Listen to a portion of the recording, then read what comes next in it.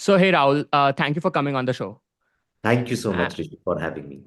And I'll tell you why I'm very excited to have you on the show because I love politics and because I have a science background. I love data, but Oh, the two really don't converge in day to day.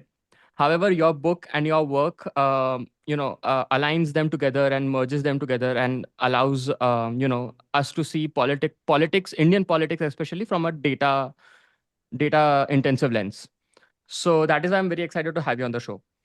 Now, yeah. Now, starting with the first question, and I think this is like I've been debating this with myself for a long time.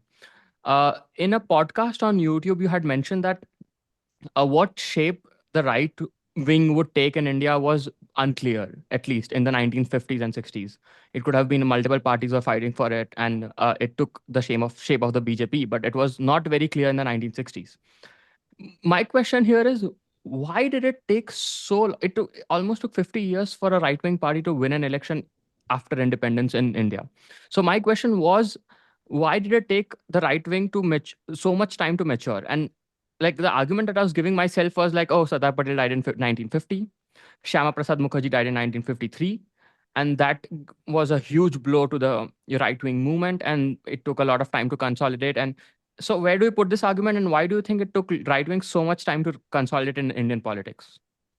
it's a hard question to answer, Rishi. But let me. So I think both these leaders that you mentioned may be a part of the explanation. I think Congress, because it carried the legacy of freedom movement, that legacy lasted for a few years, right? And so it would have been hard for any other political alternative to overcome that legacy which Congress had got. The only way it could have happened is that if within the Congress, right wing would have basically taken over the party. Rather, what happened that with death of Patel, Nehru became the tallest leader. It's not that Nehru wasn't tall; Nehru was tall to begin with, but Yeah. then Nehru's shadow for 15 years, 1947 to 1962 until his death, becomes so large that Congress party becomes in a way, or we call like Nehruvian state, right? Or Nehruvian decade. In some ways, Nehru had a very big presence. And I think perhaps the assassination of Mahatma Gandhi also must have put the right wing movement under scanner and pressure and all those kind of things. And perhaps I think uh, there was some confusion within the ranks of what you will call as Indian right. What would be the model of Indian right? That's why you had so many parties to begin with, right? You had a Bharatiya Hindu Mahasabha, and so Shama Prasad Mukherjee, there must have been reason that he didn't basically join Hindu Mahasabha, but basically started Bharatiya Jansangh because, like in his view, Hindu Mahasabha was much more limited in its approach of what it wants to do, right? So you get a Bharatiya Jansangh, you had a Ram Rajya Parishad, you had a Congress right wing within the Congress party, which was like important, at least in states. They were winning elections. So why will they leave the Congress party and go to another? So you had a fragmented right in the 1950s and 60s. The first signs of right, and then Swatanta party again sort of like leads Congress party. So the first signs of like right wing coming together is around 71 election, right? When Swatanta Party and BJS and others entered into coalition. Then in 90 and Congress hold. In like the 1977, you had Janata Party coalition. When Bharatiya Janata Party comes out of this Janata Party experiment in 1980, of course, Mhm. they had a sort of like electoral setback because of Indira Gandhi's assassination. But overall, by this time, you had a consolidation of right within the Bharatiya Janata Party. Lots of members of different shades of right who had become part of Janata Party, so Congress O, Swatantrata Party, Ram Rajya Parishad, Hindu Mahasabha, some of whom had already joined Jansangh, right? And Jansangh. So in the 1980s, that's why if you see all these smaller parties in the 1950s and 60s combine their vote share, it was around 20%, right? And this is what you get in the 1990s when BJP becomes like starts rising. BJP starts with 20%. It had 10% of Bharatiya Janasangh. Like I'm giving you a rough estimate, right? And then here and there. And then in the 1990s, I think the right realizes that if you are going to cater to only the upper sort of segments of Hindu society, in this competitive electoral democracy, you won't be able to expand yourself electorally. And so you saw multiple experiments, both sort of like organizationally from RSS working with sort of like lower caste, Dalit, scheduled tribes in different areas. Party also starts experimenting in terms of like expanding its base. So you get many OBC leaders within the Bharatiya Janata Party that become chief ministers in the 90s. And so the real expansion of BJP begins in the late 90s and early 2000s. When, unless you have numbers to be able to form government, how are you like ultimately people are also going to vote only when they can see that you have some winnable option, and once you get into government you'll do something for us, right? And then once Modi comes on the scene, then you have basically the historical consolidation that was slowly moving reaches to that 30% critical sort of like mass to be able to get you there. But do you think that the RSS in here found its calling? Like, what was RSS doing between the 1950s and 80s before the BJP? That's a good question, and frankly, I don't have a good answer.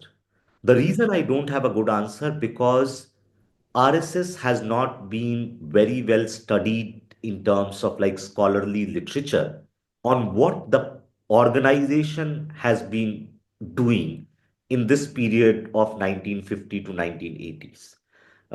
There is one or two book, but a serious investigation of this period is actually not there. We basically like have caricatures of what their sort of like Sarsang Chalak and other things were doing, but we don't know the like how the sort of like RSS as an organization expanded in the period between 1950 to 1990. That's Everyone, crazy. yeah, like people get a root shock in the 90s to start thinking about Hindu nationalist movement then. Like good books on Hindu nationalist politics actually start coming in the late 80s and early 90s.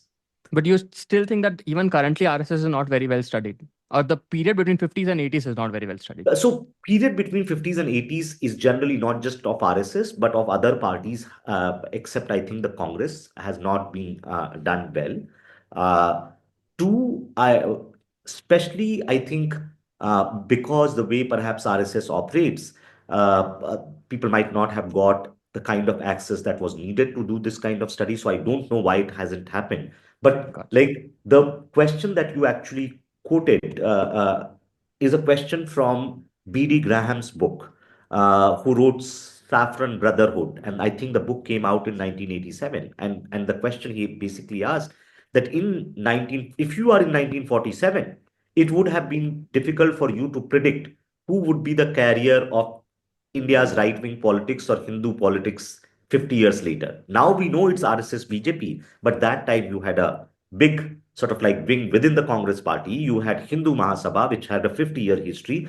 BJS was not even born, right? And so so that's like so once the religious conversion of some Hindus that took place in 1980s or Dalits took place in 1980s, and then that led to the sparking of protest, and then Ram temple mobilization that happens like Advani one happens later, but there was a building up to that in the mid 1980s is the period when actually this politics gets some attention. So before that period, we have sort of like a veil over, and we can only make some sort of like. So I'll just take a segue about Indian democracy and how you have argued that it is perceived to be unideological and more like herd mentality kind of a thing, and you have argued that it's not. But the argument that they had put is right. There's no, and even in a YouTube podcast, you had mentioned that there's no economical right in India. Right? There's no one arguing for let's say lesser taxes and stuff like that. So, given the lack of that, What defines, if I may call it, Indic left and Indic right? Like, what are the characteristics of an Indic left and Indic right? Okay, great. So this will take a couple of minutes. If you think I'm going too sort of like into my own zone, stop me and we can sort of like, so that it remains Mhm. conversation rather than a monologue. I think, see, the argument of that book is very simple, which is that Indian politics is deeply structured around some ideological fault lines. Now, those ideological fault lines are not same as what you find in North America and Western Europe. The Yes. reason North America, Western Europe fault lines are different and places like India will have a different fault line is because we had a very different historical experience, right? And historical experience, I'm not saying like thousands of years of civilizational experience, just what happened in 50 to 100 to 200 years before you became a nation state, right? So, Western Europe and North America, they had the entire sort of like what you could call as big revolutions. Reformation, which was sort of like a fight between state and church and those kind of values. Renaissance, again, you can create in a similar reformation in Renaissance. Then you had an industrial revolution that most of Western Europe went through. And so, what each of these sort of like big revolutions in those societies are doing is creating certain divisions within the society. Industrial revolution is bringing a lot of people from rural area to urban area. It's creating sort of like an economy where you have a big working class which is organized, you have organized labor unions and all those kind of things. For a country like India, overnight we are becoming from a British colony to independent nation state. At the time we became independent, like we had negligible industry to begin with. We were impoverished from 200 years of British colonialism.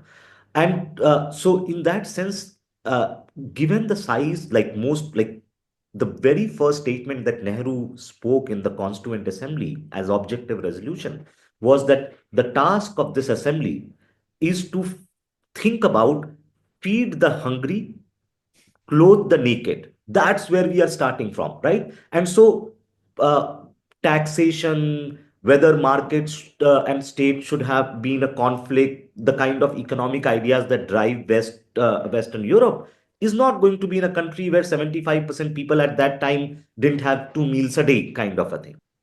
Makes sense. Yeah. Rahul, you mentioned the United States. So I criticize the two-party system that the United States have. Right. There's a famous George Carlin. He's a comedian, right? It's a famous video of his. So he says that there's a lack of choices in the United States, right? We have two-party systems, oil and everything. So in that scenario, do you think that even India, it's inevitable that India moves to a two-party system in the future, let's say for 30 years down the line? Maybe like 30 years, we are not able to predict what's going to happen in tomorrow's election. So 30 years down the line is a difficult thing to say. I think it will be difficult in India to get to a two-party system. One, because now that we have got into a multi-party system, it would be very hard. There is an institutional path dependency to things. Once things start in certain way, it becomes very, very difficult to basically go to a completely opposite way. What might definitely happen is that at the state level, Mhm. you will basically get two parties, right? But nationally, you might not get two parties because in different states, you will have different parties, right? And so that will still sort of like create issues. Given what we started with a multi-party system, and then because some of those aspirations, given the diversity of India, I think just two parties able to absorb all those interests is not possible in this country. So the only way, like in short run, we could have thought of a two-party system is BJP Congress basically becoming two poles. Now, think of the distance between party number one and party number two, both in terms of vote share and seat share. Even when Congress gained this time, it shrunk. Whereas even when BJP lost seats, it expanded. What do you mean by that? So Congress, for the first time, contested less than 300 seats. First time it's in history, right? So in Okay. a way, the second parties, of India at the moment is not even contesting more than two-thirds of the seats, right? So Congress contested less seats. It got more seats. So shrinking of the space has happened. Congress, in some ways, effectively saying that in 200 seats, I am not present to be able to contest those seats. BJP, while it sort of got a setback of 50, 60 seats, it retained 36% vote share. It entered into a new state, Odisha, won it, and it got sort of like gains in Tamil Nadu and Kerala in terms of vote share. So it has expanded its reach in moment of a setback, whereas Congress, in a moment of what could be called as a moment of revival, shrunk further. Okay, but so I actually got this from a book that from your book that India is a spectrum of ideologies. So do you think that this at least in general elections, this two camps forming, not parties per se, but let's say the UPA, the India Alliance and the NDA, do you think this is going to be the future of Indian politics, that there'll be two camps? That is very much possible. And so, in fact, after the 2024 election in Economic and Political Weekly, along with Professor K.C. Suri and Subrata Mitra, we had the opening sort of like overview piece of for a set of essays. And in the paper, we basically make uh, two arguments. One is about the 2024 as a maintaining election. So, in US context, scholars had basically thought of like three kinds of like elections, right? And one is critical election. Critical elections are when you see a big change in the party system. So 2014 was a critical election, 1989 was a critical election. Maintaining elections are those where you may see some losses or some gains, but overall the direction of politics is not takes a very important shift. And so 2024 is in that sense because the same party, same coalition came back to power with some setback. It's a maintaining election. The second point we make is that what the 24 election signal is basically renationalization of party system in India. Now, what does that mean? That any party which was not part of either the NDA camp or the India camp got thrashed. And I can like just AIDMK, YSR Congress, TRS, AIUDF, BJD, Shiromani Akali Dal, Bahujan Samaj Party, none of them were part of any alliance, and all of basically got thrashed. So, in some ways, what this might be happening in Indian politics is a bipolarity building in where either people are choosing this camp or that camp. If you are not part of any camp, you are basically getting left side. So that may happen, but that would depend on the consolidation in the opposition ranks. If they continue to stick together, then only it can basically lead to that bipolarization, right? But what we saw in Delhi, that there is again a conflict between the sort of India constituents, and there can't be a national level India constituent without Congress in it because that's the only fulcrum. So, yes, that's possible, but it will depend on whether they can stick together or not. And it's hard to stick together. It's just sort of like from a game theoretic viewpoint, once Mhm. you have a dominant player, others coming together against it is a harder thing unless there is an existential crisis. Gotcha. Yeah, that actually makes sense. Yeah, Rahul, my final question that I had, and I have to ask this because let's just assume that I have to ask this about it's a question. So we are recording before the results of Delhi elections are declared. So Okay. the question is about Delhi election, and how do you read the Delhi elections? Do you predict? Do you do predictions? And the final question here is, do you look at the polls? Okay, so so there are three sort of questions, one larger and then three related to Delhi election. So, Rishi, I think uh, something about data and politics is changing in a way that now you will see new people who do political science, especially in India and on India. I think there is going to be a greater usage of data. And this is also to do with both availability of more data, but also more training in the political science discipline, which is happening. And not just like in the academic world, if you will follow some sort of like top national newspapers, now you would see there is at least one data person who works on data and politics. So they have this field of data journalism. So I Okay. think some of this is changing and changing for good, and you'll see like fabulous graphs being created in newspapers and especially on website, because the web page allows you to create more interactive graphs. The second related to this is, I think because I study elections and elections is about numbers, you have lots of data on numbers. So it just becomes easier for me to sort of like use and try to understand for myself and also anyone who's reading my work is what argument I am making and what is the evidence that is based on. The other kind of political science, which is much more theory based, of course, or thought based, will have lesser of data. Now, Delhi results will come tomorrow. So, someone who studies election, I follow polls very, very closely. And I try to understand what the signal from those polls are. See, I think we all do prediction in our hearts or in our brains. Prediction by nature is human exercise, right? We want to know what's happening in future, so we make adjustment to that. It happens in sort of like trading world, it happens in the world of technology. You are anticipating what's going to happen. So by nature, we all try to predict things and adjust sort of like our present behavior according to that. The Mm. problem with election prediction and forecasting in India that we don't have one good enough theory or good enough framework to understand how Indians vote.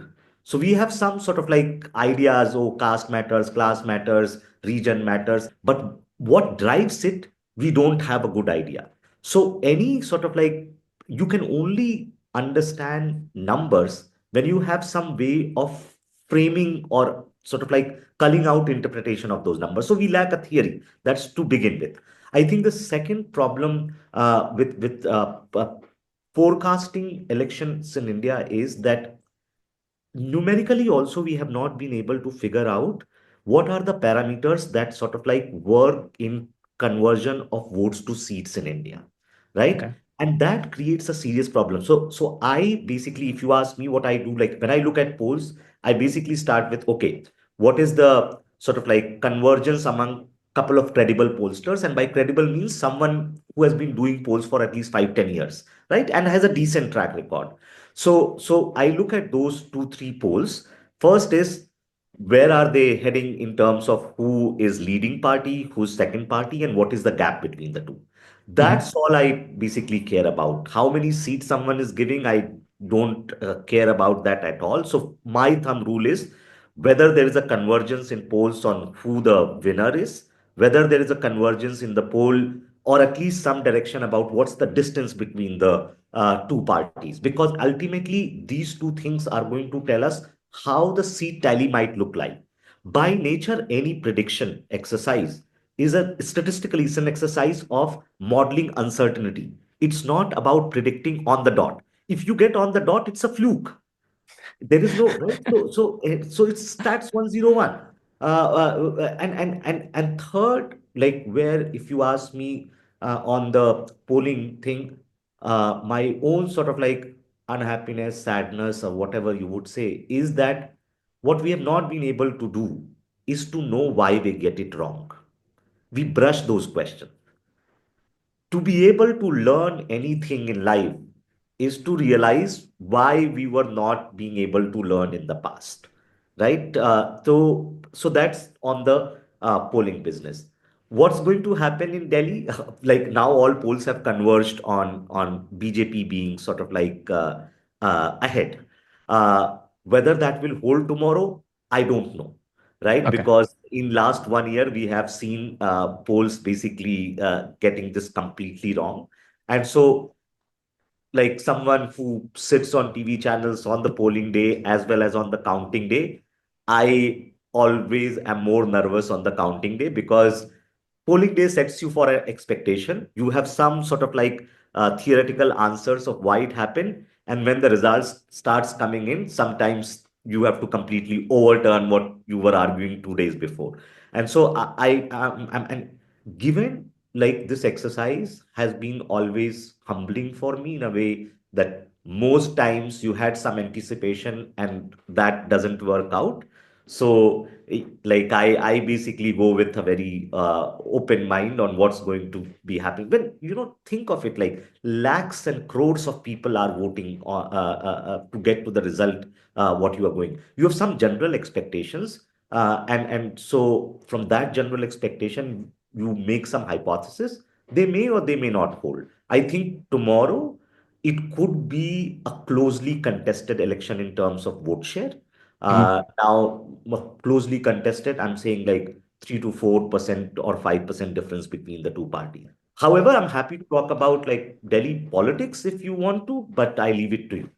Yeah, Rahul, that actually makes sense. That's all I had, Rahul. Actually, I'll let you know when I upload this video. It would be great if you could share it as well. And I'll also keep on emailing you about the March thing and about getting you back on the show. So Great. No, whenever you're thank you, free. Rishi, for having me. This was a fabulous conversation. I Yeah, very much enjoyed it, and happy to sort of like meet and chat again and see where things take place. perfect. Yeah. Okay. Thank you so much. Bye bye. Thank you, Rishi.